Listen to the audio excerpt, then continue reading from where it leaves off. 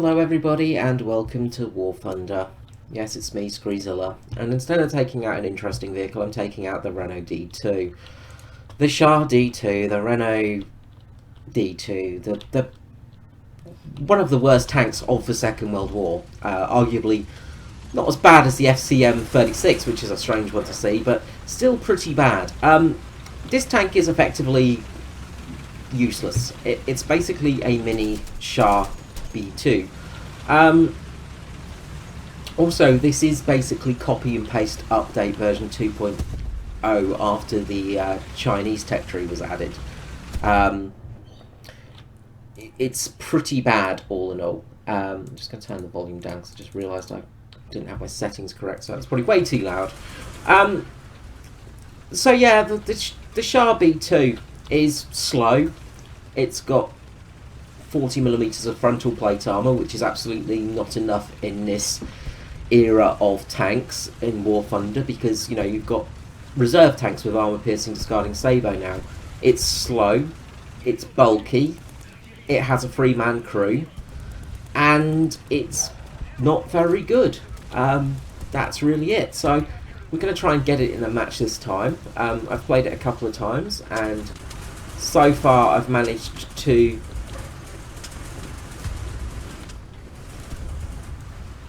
see there's somebody over there.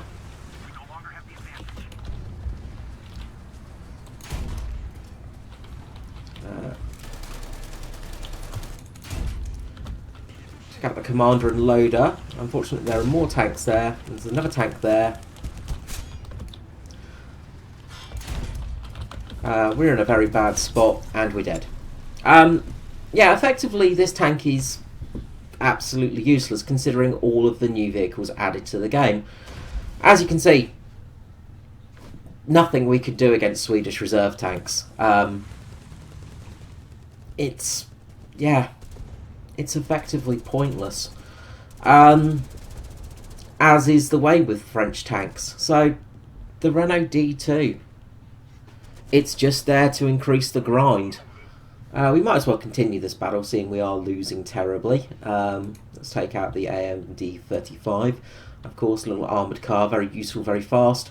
But, yeah, as I said, this update, the French tank that we got is not very good. The D2 was a terrible tank in reality as well. Charles de Gaulle actually commanded the company that used them in combat, and he didn't have much luck with them, surprisingly. They were poor, they were bad, they were too slow, and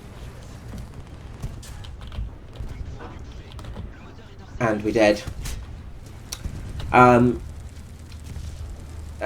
They were very just very useless, really.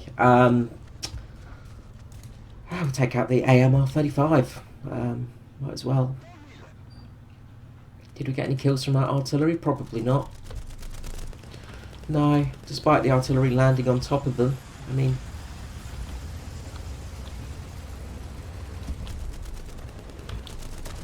we're pretty much done in this match already, which is great. Gotta love that, haven't you? So yeah, the Renault D2 was pretty much a absolute failure of a tank, and didn't do much really in the war. It failed a lot. It didn't actually get killed much. It did manage to survive a fair few attacks, because it was quite chunky armour-wise. The 40mm of plate armour was quite good at the time.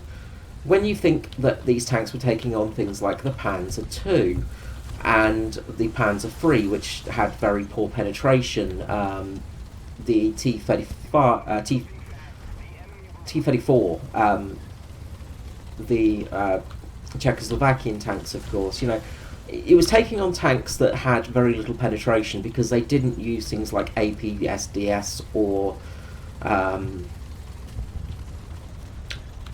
extremely high over-penetrating rounds at the time, because they just didn't have them and they cost too much to make. So, you know, that's the issue in War Thunder, is you're fighting against an enemy tank that effectively never used those shells in combat, they had the possibility and capability of using them for sure, but they never used them in combat because, well, the German army was never in a position to dish out all of these lovely shells that cause lots of damage.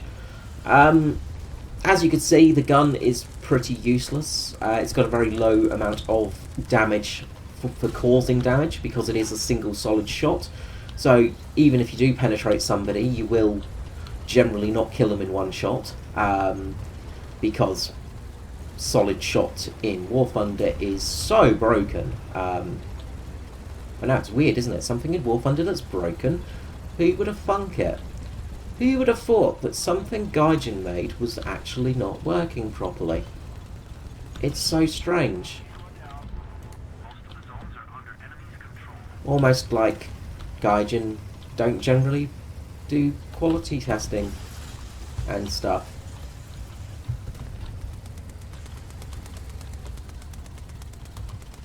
But yeah, so yeah, the D2, it's pretty much it's nice to have it in the game as a historical point, but it's not a vehicle that is going to give you any ability at all down the French tech tree. It's extremely, it's an extremely bad vehicle. Obviously, because we don't have mechanical failures in War Thunder, it's not as bad as it was in real life, but the gun has got poor performance. You have very little damage that you can cause. The crew are so grouped together, a single shot will generally take you out.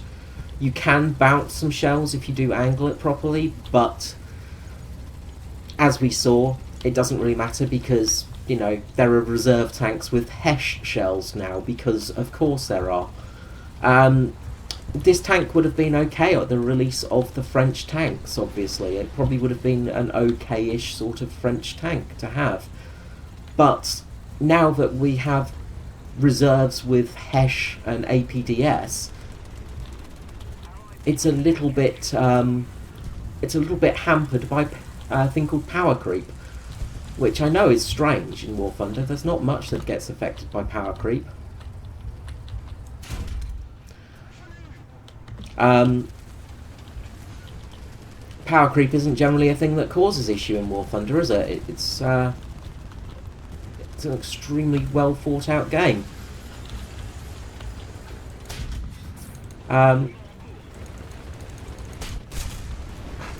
And just works. It just works, really. Yeah,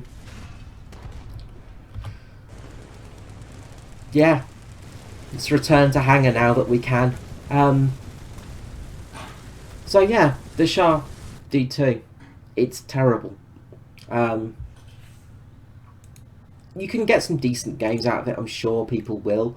But as I said, if we look at the armour, 40mm of armour is not enough to protect it. You also have this sticking out part here, which is where the driver sits. So if anything with any HE filler penetrates there, which it will, because of course when it's an angled position, it will penetrate, dead. The other thing as well is the side armour is pretty useless as well. As you can see with the analysis here, you know, you basically, if you angle this tank, your armour becomes not as good.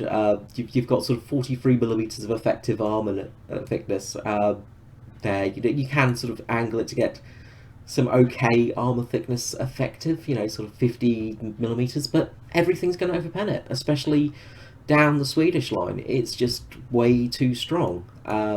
As I said, you know,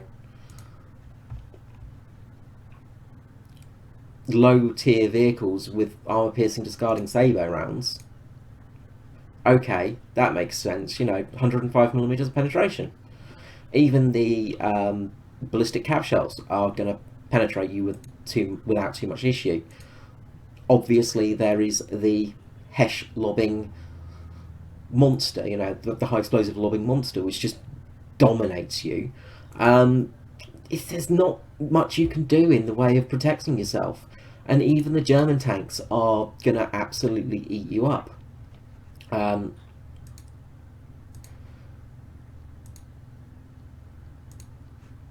Things like the SDKF221, you know, with armor-piercing composite rigid shells that penetrate, ridiculous amounts of penetration. It just, the power creep has become so much that it's not much use. As I said, back in the day, against something like a Panzer II, you had a chance. But then again, they also get the high velocity shells, which are just going to rip straight through you. So unless you're facing stock tanks with stock shells, you don't have a chance in it. And the vehicle's too slow to even effectively do much in. You don't really have a chance in it. It's got a very high profile. It's extremely poor armour now for the BR because of power creep, and it's just a giant box that's easy to kill. It's pointless, in other words. Honestly, the best way to start the French tree is just using the AMD 35, in all honesty. It's the best tank it's the best tank for the French at reserve, because it's fast, nimble, and it has a good gun that has decent penetration. Despite it being a 25mm anti-tank gun, it has more penetration than the 37mm guns. It's got a faster rate of fire. It's got more crew members, I'm pretty sure, if I'm remembering off the top of my head. More crew members, because it's got 4, because it's got the secondary driver.